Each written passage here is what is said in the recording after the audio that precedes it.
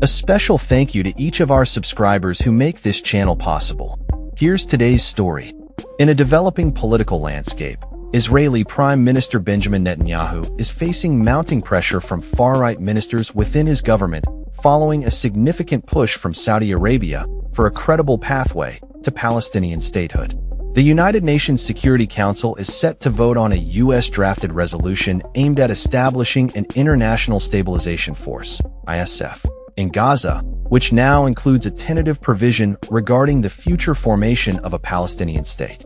This inclusion comes as a result of intense negotiations and pressure from Arab states, particularly Saudi Arabia, which has emphasized the need for a credible path to self-determination for the Palestinian people. The proposed ISF is rooted in former President Donald Trump's 20-point plan for Gaza, which outlines objectives such as the disarmament of Hamas, the demilitarization of Gaza, and the reconstruction of the war-torn territory.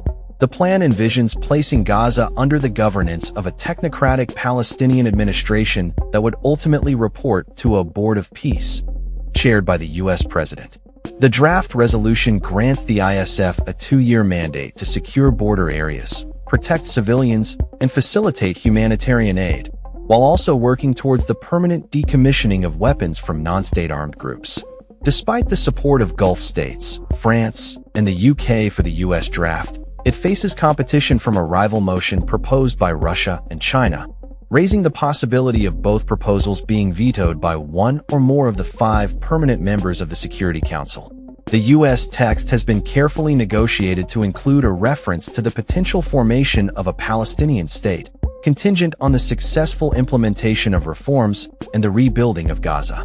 This development has sparked backlash from Netanyahu's far-right coalition partners, who are staunchly opposed to any notion of Palestinian statehood.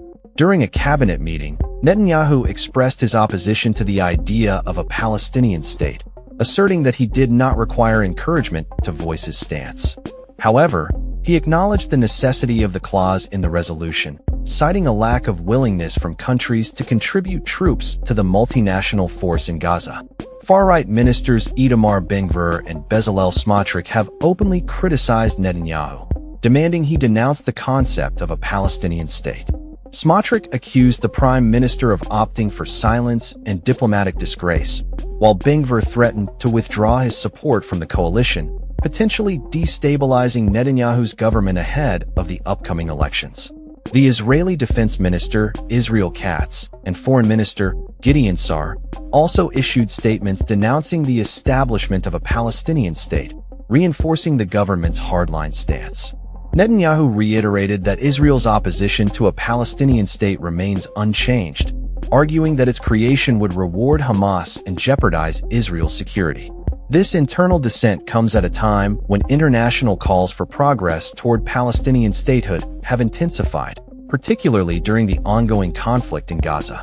Recent developments have seen countries like the UK, Australia, and Canada formally recognize a Palestinian state in Gaza and the West Bank amid rising tensions and settler violence. The U.S. draft resolution outlines that as the ISF establishes stability in Gaza, the Israeli military would gradually withdraw, with the conditions for this withdrawal being negotiated among the U.S., Israel, the ISF, and other stakeholders. Concerns have been raised regarding the feasibility of disarming Hamas, with the U.S. potentially compromising its demand for complete disarmament amid the challenges of persuading the militant group to surrender its weapons.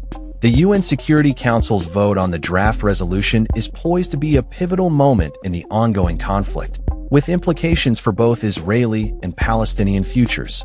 As the situation unfolds, the reactions from various parties will be closely monitored. Hamas has condemned the draft resolution, labeling it a dangerous attempt to impose international authority over Gaza and rejecting any clauses related to disarmament or foreign military presence. The proposed ISF is intended to work alongside a newly trained Palestinian police force, which has historically operated under Hamas's jurisdiction. The draft resolution also outlines the establishment of a board of peace, anticipated to be led by President Trump, to oversee a body of Palestinian technocrats responsible for governing and redeveloping Gaza. The inclusion of a reference to a potential Palestinian state has drawn sharp criticism from Netanyahu and his coalition, who fear that any acknowledgement of statehood could undermine Israel's security and territorial claims.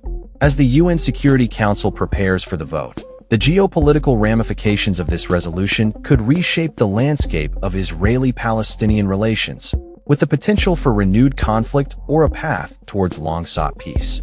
The coming days will be critical as leaders navigate the complexities of international diplomacy, domestic pressures, and the urgent humanitarian needs of the people in Gaza. That's all for this story. We upload videos every day covering many different subjects, so hit that subscribe button to stay informed. Thanks for watching.